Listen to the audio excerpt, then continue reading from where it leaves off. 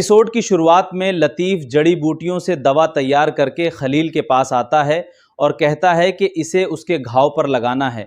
खलील पूछता है कि क्या इसमें दर्द होगा। लतीफ़ बताता है कि दवा घाव के अंदर लगेगी जिससे उसे दर्द होगा और वो थोड़ा चीखेगा भी। खलील इलाज कराने से मना कर देता है। लतीफ़ उसे समझाता है कि ये दवा शिफा है, पहले थोड़ा दर्द होगा लेकिन फिर ठीक हो जाएगा। दूसरे सिपाही भी वहाँ पहुँचते हैं और खलील का हौसला बढ़ाते हैं। खलील कहता है कि उसे कहीं दूर ले जाकर इलाज करें क्योंकि वो सबके सामने चीखना नहीं चाहता। वो बताता है कि उनकी रिवायत है कि एक जख्मी सिपाही कभी नहीं चीखता, ये शर्म की बात मानी जाती है। खलील एक शर्त रखता है कि उनकी परंपरा के अनुसार जब तक घाव से तीर निकाला जाता है बाकी सिपाही जोर जोर से गाते हैं ताकि जख्मी सिपाही के चीखने की आवाज़ किसी को सुनाई न दे। खलील की बात मानकर इदरीस और बाकी सिपाही उसके इर्द गिर्द खड़े होकर एक दूसरे का हाथ पकड़ लेते हैं और ज़ोर ज़ोर से एक मशहूर गाना गाने लगते हैं। इस बीच लतीफ़ खलील के घाव पर दवा लगाता है और खलील दर्द से चिल्लाता है। कहानी कुद्स की तरफ मुड़ती है। विलियम आगे बढ़ रहा होता है, तभी एक सिपाही उसे अंदर जाने से रोकता है क्योंकि बादशाह का हुक्म है। लॉर्ड गाई वहाँ आता है और विलियम पर तंज कसते हुए कहता है कि कुद्स में ऐसे दरवाजे हैं जिन्हें विलियम भी नहीं भूल सकता।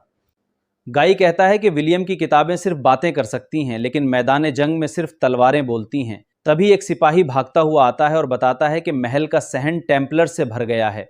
महल के बाहर बहुत सारे टेम्पलर्स बगावत कर रहे हैं और बादशाह कहाँ है के नारे लगा रहे हैं। दूसरी तरफ शैटिलॉन ये सब देखकर खुश हो रहा है कि अब असली तमाशा शुरू होगा। विलियम और गाई वहां पहुंचते हैं और सिपाहियों से महल के सामने जमा होने की वजह पूछते हैं। सिपाही बताते हैं कि वे मिस्र में मिली हार से निराश हैं और उन्हें जमीन के वादों से धोखा दिया गया है। तभी किंग अमालरिक वहां पहुंचता है और सबको खामोश रहने को कहता है।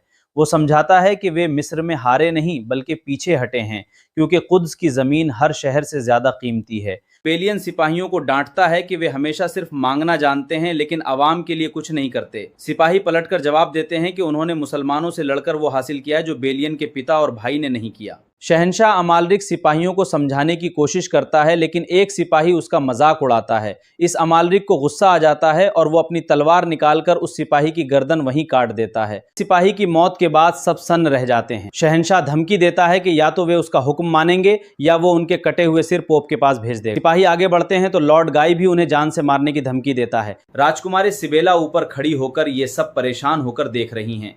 इसके बाद वीडियो का अंत हो जाता है और आपका होस्ट आपसे चैनल को सब्सक्राइब करने की अपील करता है।